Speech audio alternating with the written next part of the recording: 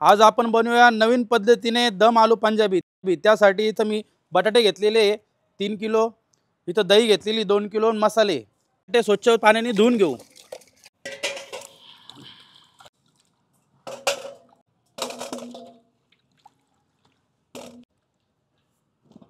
आपले बटाटे धुवून झालेले, आपण आता त्यांना ठेचून घेऊ।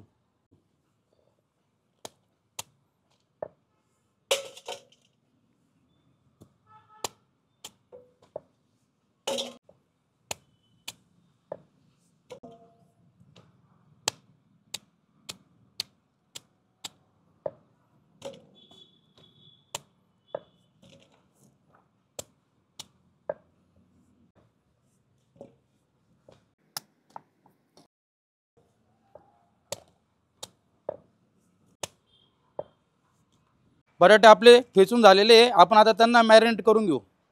दही,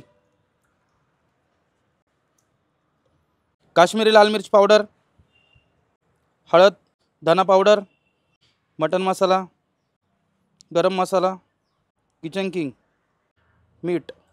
आता मिक्स करून घेऊ व्यवस्थित।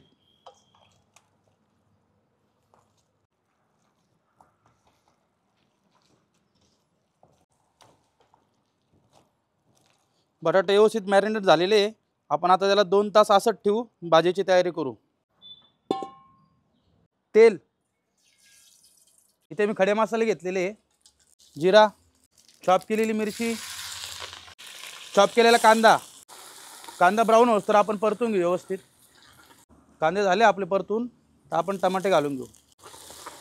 टमाटे व्यवस्थित मिक्स करून घेऊ। अद्रक लसूण पेस्ट, अद्रक लसूण पेस्टचा कच्चापणा जाऊस तर आपण त्याला फ्राय करू। अद्रक लसूण पेस्ट व्यवस्थित फ्राय झालेली आहे, आपण आता हे मॅरिनेट केलेले बटाटे घालून घेऊ। व्यवस्थित मिक्स करून घेऊ। मी इथे कच्च्या बटाट्यांची भाजी बनवतोय, त्याला टाइमच लागणार आहे। तुम्ही बटाटे फ्राय करून सुद्धा ग्रेव्ही बनवू शकता। कच्च्या बटाट्याने टेस्ट चांगली येते भाजीला। व्यवस्थित मिक्स करून घेऊ मसाले।